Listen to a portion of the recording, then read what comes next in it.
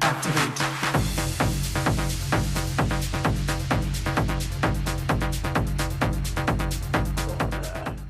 Let's talk about techno. Let's not. Are we in? Wait. First of all, though, let me just say this before.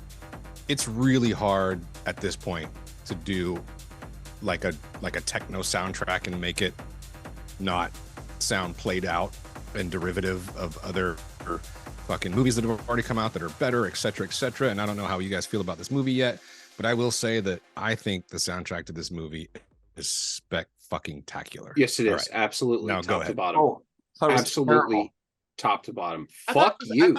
I thought the Annoying soundtrack as hell. was actually kind of like a class signifier. It's like when they're throwing parties, you get that techno thing, because they're in the south of France, the Ibiza thing, the whole DJ feel to it. I thought, but I feel like this is one of those I would movies like, these guys are douchebags. That as soon as he went to that party. Thank you, John, for mentioning shorthand. Yes, the people exactly who are at that party are douchebags, but that's not what I'm talking about. Yeah. Well, I'm talking about the scene that's behind music, both so Scott and Chris.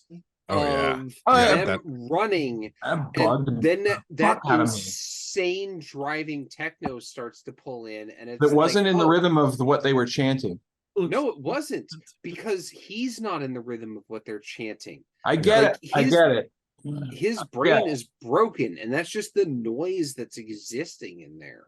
Like, and I thought that it's one of those rare movies that works the soundtrack in with the sound design in a way that is so creative, in a way that is so original, and in a way that works so incredibly well. This moment where he gets in the car at the beach and he looks back at her, and then he pulls the mirror back, and then the window explodes next to him. It's completely silent the entire time up until that window explodes, and it's just like you're just thrown out of it for a second. It's like, what the fuck happened? Exactly. Like, oh, did they get hit by a car or whatever? And then it blacks out, and it comes back to them dragging her out of the car. I know, dude. It's this movie good. It's so good because it's done so well, both in its visual execution and the sound design, but also really if you think about it, the entire movie has been building up to that one moment for that moment, in terms of, it's not what the whole movie's about, but you're getting to a point where you're like, this fucking guy is just paranoid as shit. He's what the hell is up wrong until with this him? happens. And then you go, oh no, he's completely sane actually. Oh, no, and shit is fucked up. That's not what I got at all. I thought that he actually was kind of like, they gave him the job to be security, and he was being really stringent about it, and to the point where people are going, you're overreacting, you're being overly cautious. I'm joking. He's not sane, of course, but this gave him validity. Yeah. The thing is, when this happens, it makes his paranoia valid, which is interesting, which is a great way of going in a film. You kind of jerks you back and forth. You're thinking maybe this guy has PTSD and maybe he's just overreacting. But I want to also clarify something. Both of those things can be true at the same time. True, no argument. Yeah. But I want to clarify, because we started by talking about the techno, which was, to me, a divisive thing. It's like, I think there's the sound editing, and I could admire what they were doing with that and not like the music, which is where I am on this movie. Didn't even notice the fucking. But to me, it was like the music occasionally intruded and annoyed me and drew attention to itself. So that's a negative. But to me, what's interesting about this movie is not the soundtrack. It's the fact that this is a movie about a red shirt. Basically, it's about a security guard, a supernumerary. These are the guys that don't have names in most movies. And that early earpieces and walking around. They have earpieces. They're interchangeable, and they're there to get killed off before anybody important in the movie dies. In a regular film, He's the guy who's friends with John Wick.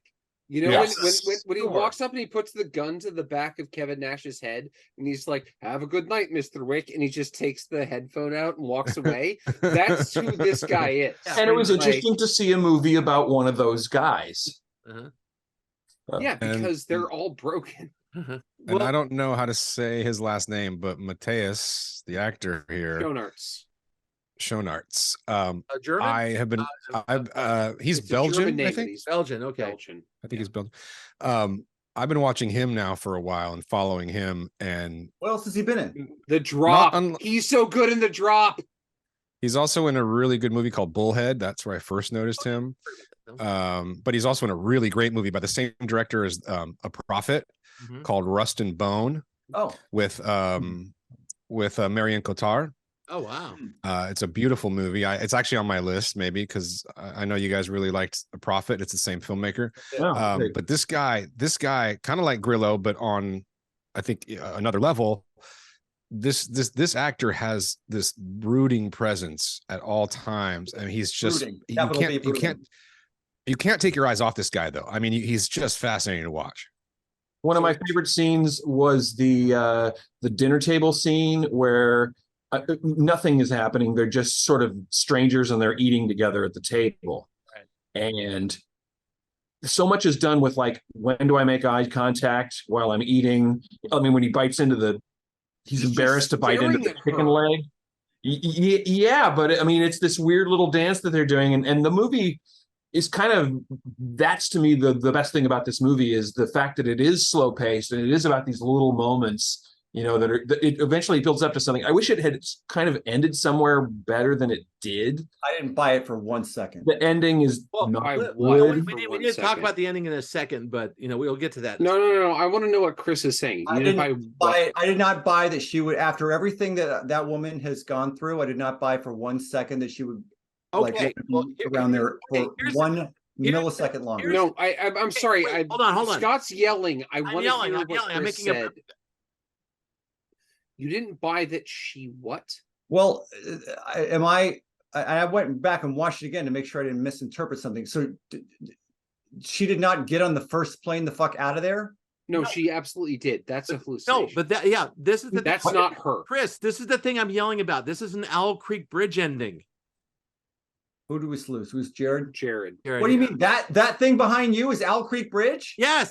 That's not her. Didn't happen. That's not her. That's not happening. Yes. He's been hallucinating through the entire movie. And And if that's what they intended, then I don't like that ending. I don't like that ending either. He did not stay behind and hang out with the bodyguards. She left. Did not. And he could not accept that mentally, and that's the ending of the film. John, you didn't get it either? Nope. Oh, I got that immediately. What did I miss? Because they sell it with the whole hallucination thing over and over again. You're building up to it. It's good. I know he's hearing things. He heard birds. Hears the birds that he she doesn't have doesn't any hear. visual hallucinations. Yes, he has the bag that's just existing in the middle of the road for a while when they're driving off. Yeah, the flying like it's absolutely that is not her. She is not. That actually makes me like it a little bit more, but I'm also wondering how I didn't get that. Because it wasn't clear. I guess we saw different films because it was no. I mean, John didn't get it either. I don't feel so stupid, but that was like. At the ending, the very ending, this part is like, wow. I was like, if I was he's completely broken. If I was in Con, I would like standing up and giving the 7-minute applause thing because that was a great cap on this thing. Are divided here.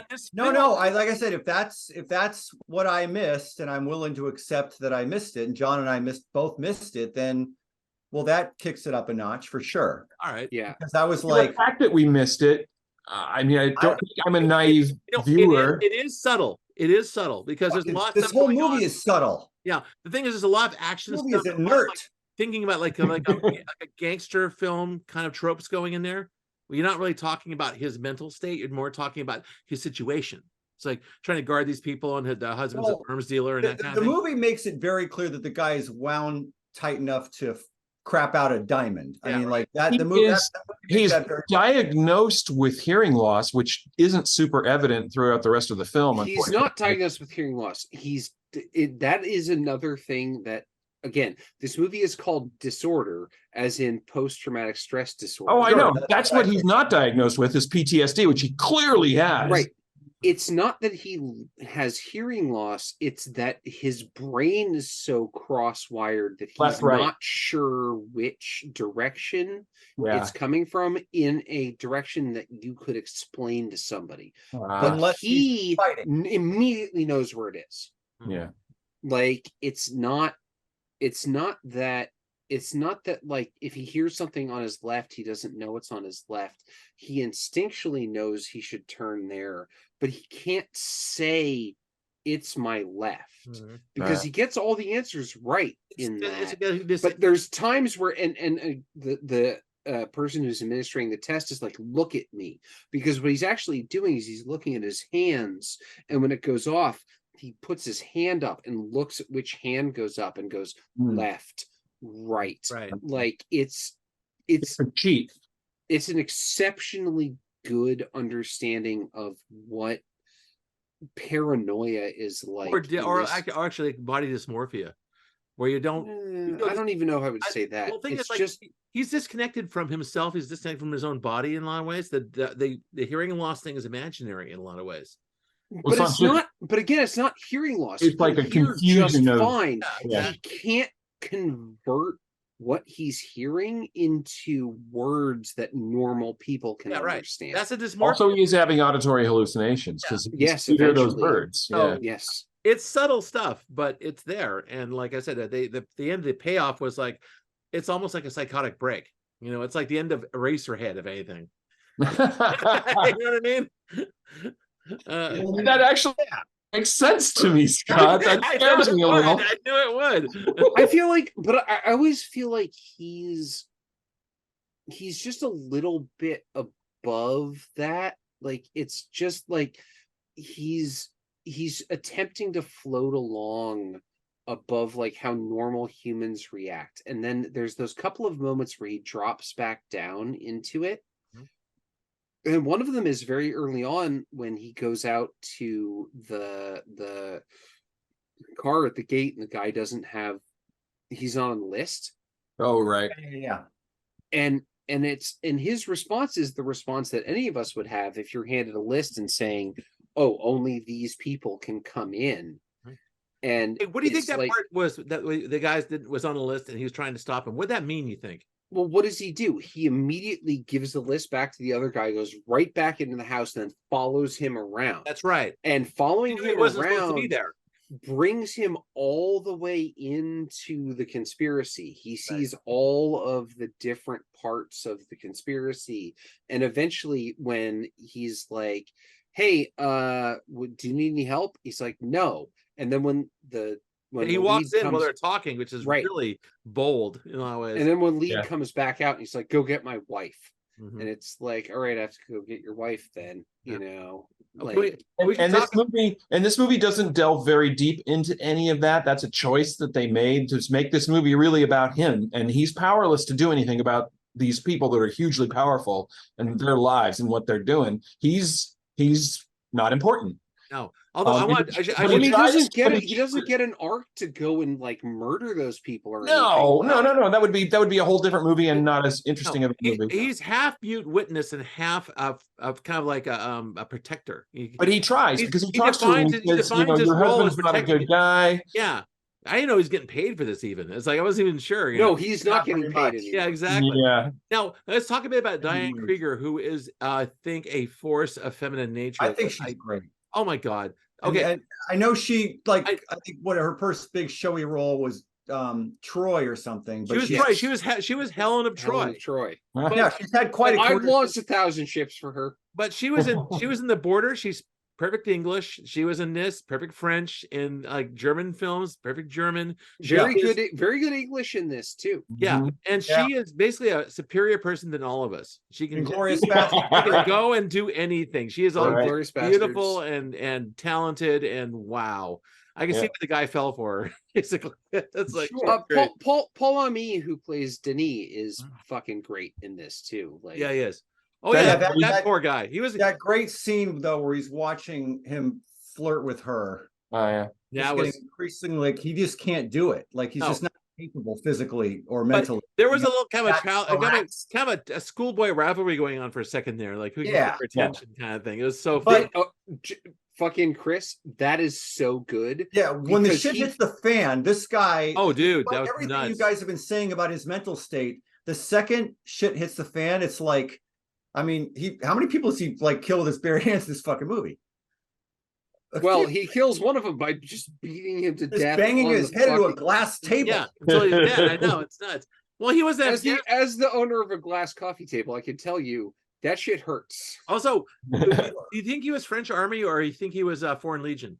No, he's French Army. Okay, French Army. okay, just I wasn't sure. Yeah. You can tell because the track jacket that he's wearing Yeah. through the whole thing Mhm. is the French Army PT jacket. Yeah. That's the logo you kind of can't make out on the chest Mhm. is a sword with the French flag Right. across it. Also, he's wearing a forager on his wrist. Yeah. Yeah, that's part of it too. What's that? It's like a elaborate braid. Army infantry in America wear this blue forager. It's just not. They usually wear around the shoulder, but usually they can make bracelets out of it too. So you think he's wearing a French version of the forager, and yeah, it's interesting. So I saw that too. It's like, oh yes, he's regular Army. But I wasn't sure though, because Foreign Legion have their own. No, it's the Foreign Legion do not get to buy those jackets Okay, got it. unless they go on the internet and find one. So it's a possibility, basically. Well, I will say, I mean, Jared's not here to. I mean, like I wasn't Trying to get back in, but you can't. totally on His the internet's fence about down. this. I was on the fence about this movie a lot. Like it was really inert. There was a lot of things I really liked. There's a lot of things where I was like, okay, it's glacially paced at times, but if I completely obviously miss the closer. And the more I think about if you I guess you guys are right and John and I were wrong, it does kick it up a notch or two. I'm telling you. Yeah, it's taking me from here to here for sure. Wow. See, that's the great thing about this show is that sometimes you can influence people. It's like you tell It happens all the time. I that's think. great. I love that. I really, really enjoyed this. Like, Me too. The couple of moments of just abject violence that happen in this movie feel so brutal and earned. Like, it's not like nothing about this is unearned. Right. And like then the quiet moments that happen after it, where it's like he's standing in the mirror and he's trying to deal with his arm, and she comes and knocks on the door, and he's like, "No, I'm fine." Like just like he's always himself. Like no, he never changes who he is through the course of this movie.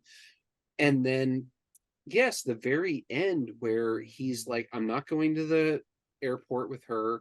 I'm not going to Canada with her. Get in the car. Although that was very tempting disappear. for him, you could tell.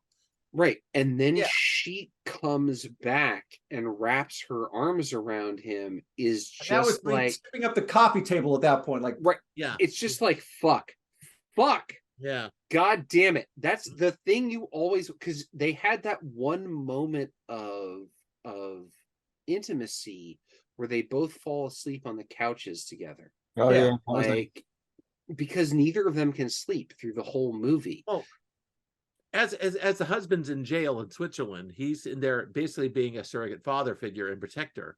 And that's kind of like that's the second half of the film is watching this coalition come into place. But she also keeps stopping him too. True. Like the part where he gives Ali the bowl of cornflakes and Ali doesn't want to eat him, and he's like, "You'll eat what you're provided." She's like, "That's enough." Right. Like those moments are so good because it's like you don't actually get to step into this role. Right. You don't get to be this man for this. And after she sees him beat the guy up on the coffee table, it's like there's no chance. There's No. you are not Which in is my how world. you know I'm not this in your last world. scene is imaginary. That's the Right. thing.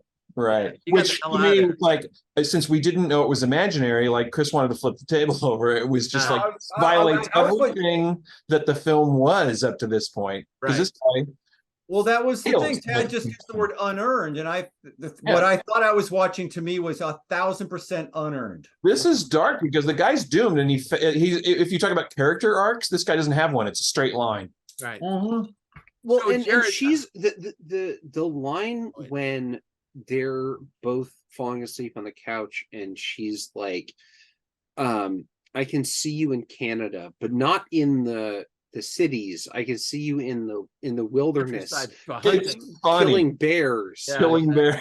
Like, and his immediate reaction to that is like, I can also see myself killing bears. And, like, But he Jared, thinks it's funny. He thinks so it's Jared, funny. you were gone, but this is what happened while you were gone. Two of us figured out the ending. This scene here was imaginary, and two of us did not.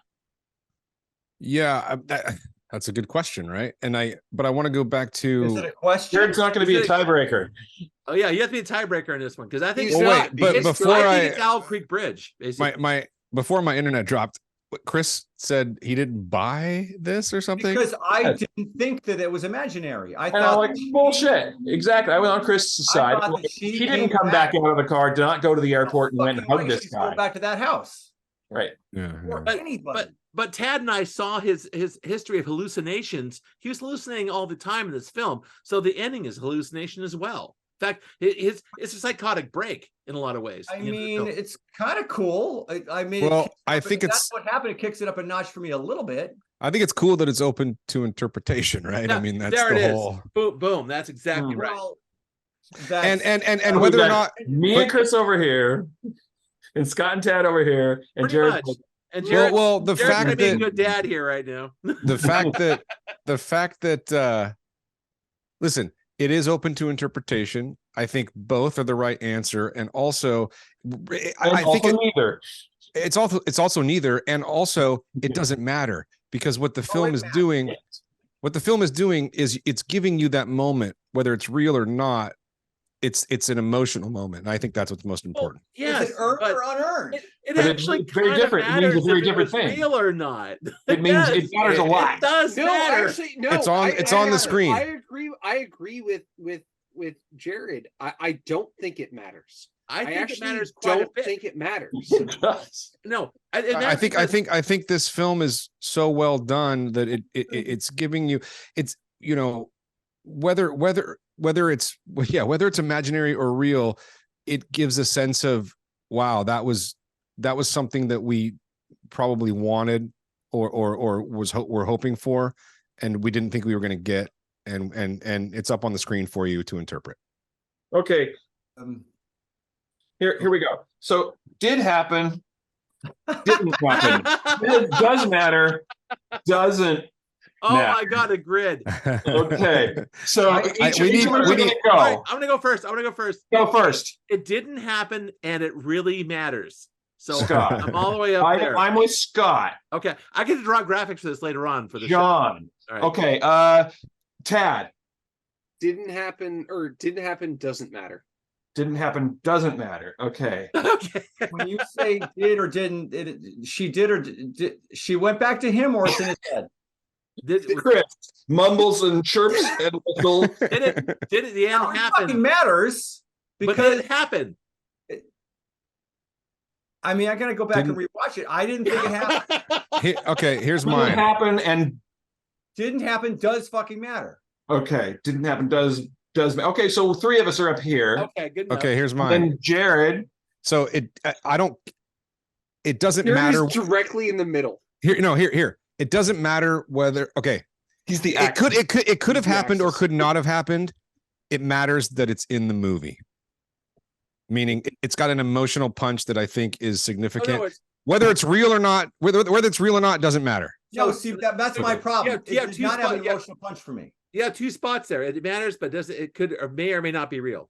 Okay. Right. So here's a line. He's a line, basically. That's what I'm saying. It may or may not be real, but it matters. Okay, got it. All right, good enough.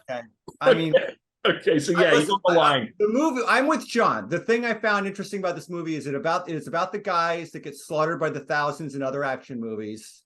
They usually don't make movies about this character. Right. And I thought that I love watching her on screen. I thought he was really, really good. So it's Oh, also- she's are you saying so good and so are you saying beautiful. this I is had, I had so major Chrissy's problems saying- with the closure, but I guess it's open to interpretation, and so I'm going to kick it up a notch just for that. You're Mhm. saying this is Austin Powers, right? They end with a I fucking hate those movies. Don't compare it to. Well, okay, but how did you guys feel? Okay, maybe No, it it's didn't hit- Eraserhead, Scott. maybe it didn't. Yeah, Maybe Jesus when she fucking came Christ. back, Yeah, maybe it that's didn't. better. maybe it didn't hit everyone when she came back, but when he's, when his buddy goes, okay, come on, let's go, and he's like, I'm not going. I think most of us were like, that's good, you shouldn't go. Yeah. But then also when they just left and he was just standing there, I mean, before she came back, whether how you feel about that or not, when she just left though, and he's kind of in the foyer, like, wasn't there a part of you that was like, that can't be it? No, Well, I mean, for me, that was the realistic, like, that's probably how this goes. That's with the- people in their Finding- bodyguards. No, that's finding out intrinsically- that Alice Winocoer compared this to Beauty and the Beast multiple times. weird. Like, this is how Beauty and the Beast actually ends up. Oh, It ends up with Belle leaving and the Beast still being stuck in that castle. Yes. Oh. That makes sense. I mean, huh? This All of thing, us are like, whoa. regardless of I I whether or like not that. it was I like ever- that. The penultimate scene where she leaves and going to Canada like that, that's the last shred of reality in the film. Right. Yeah. He's gone. He just lives in the castle with the jar Yeah, with the rose exactly. in it. So it's also And- Brazil. There's a also metaphorical Brazil. life in this film too, as well, which is amazing. Yeah, what's that? We're going to. Well, he most definitely is the Beast and she's the Beauty. This all makes sense now.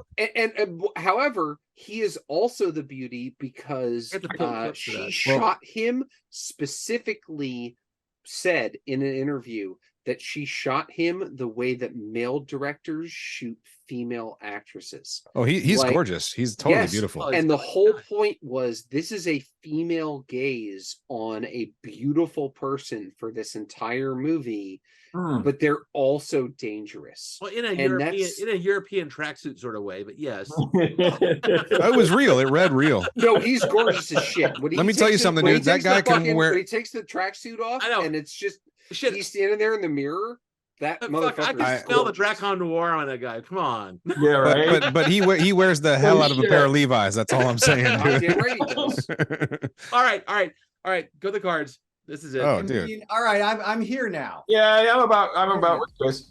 It was really good. It was compelling beginning to end. It was, I came in like this, and I'm now like this. there you go. As of All right now, this is definitely going on my top 5 at the end. All right. Wow.